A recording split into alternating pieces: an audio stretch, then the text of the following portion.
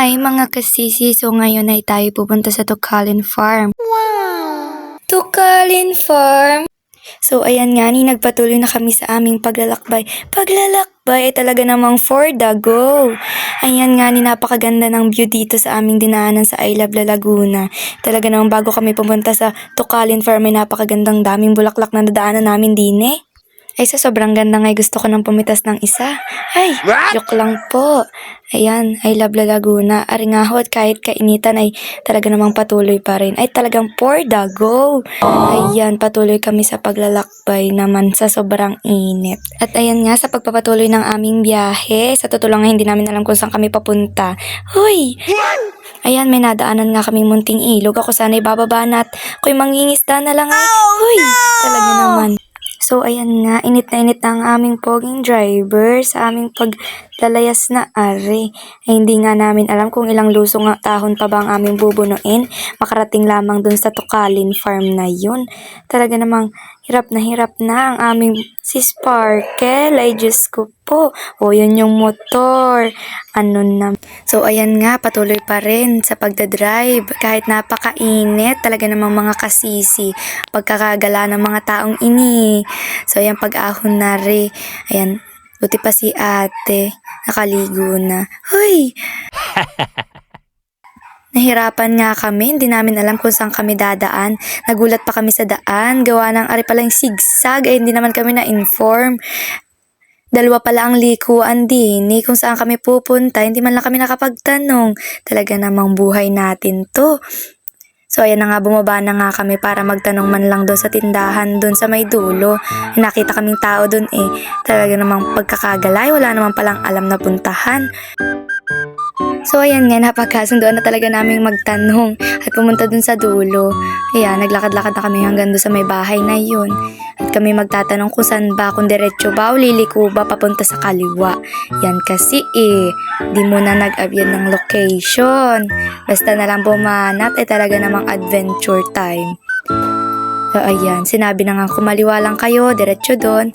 So ayun, pumunta na kami ulit para ipagpatuloy ang pagkakainit na pagkakagalaan na rin mga are.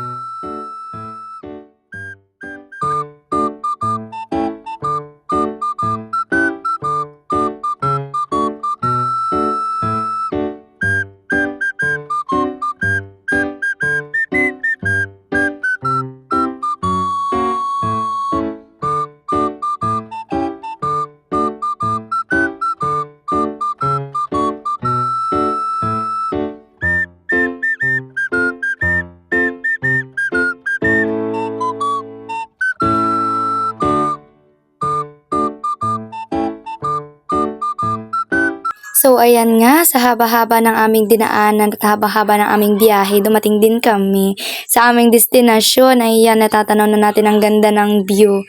Ay talaga namang worth it nga ba ang pagpunta natin dito? Talaga namang malalaman natin mamaya. So we're here mga kasisi. Ayan, maganda naman pala talaga, sulit. Ayan, at napakuha agad ako ng picture. Ay talaga naman, hi! Andito tayo sa Tukalin Farm. Ang ganda ng view. Pagkakaganda ng bulaklak ay tinan mo nga naman. Di sulit ang pagod at init. Ay for the go, talagang uulit-ulitin. Ngunit mas masarap ari mga kasisi kung may dala tayong pagkain. Ayan, nga't naglaro na ang mga bata. Hala, siso, bali siso. Ayan, nagsiso na nga. Ay, may mga paganda pang vintage sa bintana dito. Pagkakaganda. Talaga namang makaluma ang farm na ito. Tamo nga naman ang gaganda talaga ng view dito. Sarap ng hangin, sariwang-sariwa. Napakaganda magpahinga. Pwede rin din mag-overnight dahil may kubo. Dala lang kayo ng pagkain nyo. Hoy! Pagdating nga namin din, may meron ding mga nag-reunion dito. Ay talaga namang nice place to banding nga. Ikaw ba naman, napakaganda ng lugar. Wala nga lang bilihan din. Kaya, mas magandang magdadala kayo. Tinan mo nga naman, napakaganda ng place dito. Maraming lamesa. Kapag gusto nyong kumain, yun nga lang ang aming pagkakamali. Wala kaming dalang pagkain. Kaya kami nagkanda gutom-gutom. Ay, joke lang po. So ayan, dito na nagtatapos ang aking mini vlog. Bye mga kasisi! Tara na dito sa Tukalin Farm! Abangan nyo ang aking next vlog. Babush!